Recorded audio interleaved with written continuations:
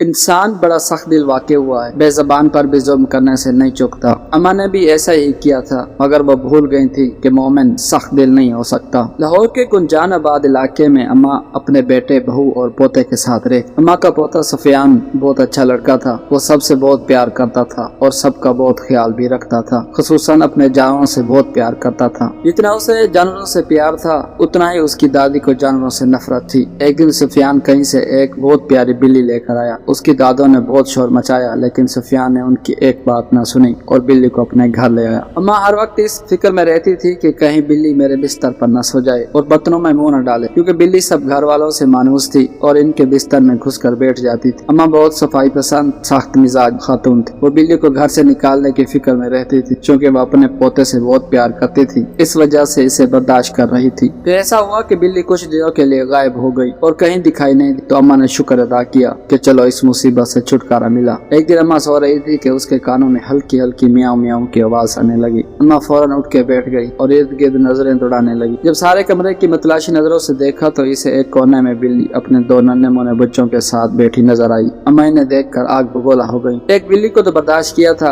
اب یہ دو مصیبتیں بھی نازل ہو گئیں۔ اب تو میں ان کو ایک دن کے لیے بھی گھر میں برداشت نہیں کروں۔ اما نے ڈنڈا اٹھایا اور بلی کو مارنے لگی۔ بلی کے بچے ڈر کے مارے ادھر ادھر بھاگنے لگے۔ اما کو یہ اندازہ نہیں ہو سکا کہ بلی سخت بیمار ہے اور وہ مار کھا رہی ہے، لیکن بھاگنے کی کوشش نہیں کر رہی اور نہ ہی اپنے بچوں کی طرف بھاگ رہی۔ اما نے بلی کو اتنا مارا کہ وہ زمین پر لیٹ کر تڑپنے لگی اور اما کی طرف اداس نظروں سے گھورنے لگی۔ اس کی آواز بھی نہیں نکل رہی تھی۔ اما نے دونوں بچوں کو ایک شاپنگ بیگ میں ڈالا اور اپنے گھر سے تھوڑے فاصلے پر بنے ایک خالی گھر میں جا کے چھوڑ آئی، جو ابھی زیر تمیز تھا اور اس میں کوئی نہیں تھا۔ بلی کو سخت بخار تھا، اسے اپنے بچوں کا کچھ ہوش نہیں تھا۔ جب 2-3 دن کے بعد اس کی طبیعت بہتر ہوئی تو اسے اپنے بچوں کی یاد ستائی، تو وہ سارے گھر میں بچوں کو تلاش کرنے لگی۔ باہر گلی میں جا کر بچوں کو ڈھونڈا، لیکن بچے کہیں نہ ملے۔ شام کو تھک ہار کر اما کے گھر میں داخل ہوئی۔ سامنے بیٹھی اما نے اسے کہرآلود نظروں سے گھورا، لیکن اپنے پوتے کے خیال سے خاموش رہی، کیونکہ بلی کے بچوں کو نکالنے سے پہلے ان کا پوتا ان سے کافی ناراض تھا۔ بلی اما کو سوالیہ نظروں سے دیکھتی کہ میرے بچے کہاں، لیکن اما بھی نہ جانے کس مٹی کی بنی ہوئی تھی کہ انہیں بلی پر ذرا بھی ترس نہ آیا۔ بلی کو بچوں کی بہت یاد ستاتی تو وہ زور زور سے میاؤں کرنے لگی۔ اما نے ایک بار پھر ڈنڈا اٹھایا اور بلی کو مارنا شروع کر دیا۔ سفیان نے جب یہ دیکھا تو اسے برداشت نہیں، اس نے دادی کے ہاتھ سے ڈنڈا چھین لیا اور کہنے لگا، دادی کچھ تو خدا کا خوف کرو، ایک تو ان کے بچوں کو اس سے جدا کر دیا، دوسرا اسے بھی یہاں نہیں رہنے دیتی۔ اما نے اسے ڈانٹا اور غصے سے کہا، دفع ہو جاؤ اور جا کر اپنے کمرے میں سو جاؤ۔ سفیان نے بلی کو اٹھایا اور اپنے کمرے میں چلا گیا۔ اب اس واقعے کو 2 دن ہوئے تھے کہ اما کو فالج کا حملہ ہوا۔ سفیان کی امی صبح ناشتہ بنانے کے لیے اٹھی تو انہیں ساس کے کمرے سے ان کی عجیب عجیب آوازیں سنائی۔ وہ بھاگ کر ان کے کمرے میں گئی تو دیکھا کہ اما ٹیڑھی میڑھی زمین پر پڑی ہیں اور ان کی ایک سائیڈ میں فلوج ہو چکی تھی۔ بار بار سر اوپر اٹھا رہی تھی لیکن اٹھ نہیں سکتی تھی۔ اتنے میں سفیان بھی کمرے میں آ گیا۔ دونوں نے مل کر اما کو اٹھایا اور بستر پر لٹا دیا۔ سفیان نے اپنی امی جان سے کہا، یہ بلی کے مارنے کی سزا ہے۔ سفیان کی امی کہنے لگی، چھوڑو ان باتوں کو، پہلے ڈاکٹر کو بلاؤ۔ جب اما نے پوتے کے منہ سے یہ الفاظ سنے تو ان کی آنکھوں میں آنسو آ گئے اور انہیں شدت سے اپنی غلطی کا احساس ہونے لگا اور رونے لگ گئی اور دل ہی دل میں اللہ تعالیٰ سے معافی مانگنے لگی۔ اللہ کی لاٹھی بے آواز ہے، انہوں نے بلی کے بچوں کو بلی سے جدا کیا اور اللہ تعالیٰ نے انہیں ایک ٹانگ اور ایک بازو سے محروم کر دیا۔ بلی اپنے بچوں کے لیے تڑپ رہی تھی۔ سفیان نے دل میں عہد کیا کہ وہ بلی کے بچوں کو ڈھونڈ کر ضرور لائے گا۔ وہ گھر سے نکل کر مختلف جگہوں پر بلی کے بچوں کو تلاش کرنے لگا۔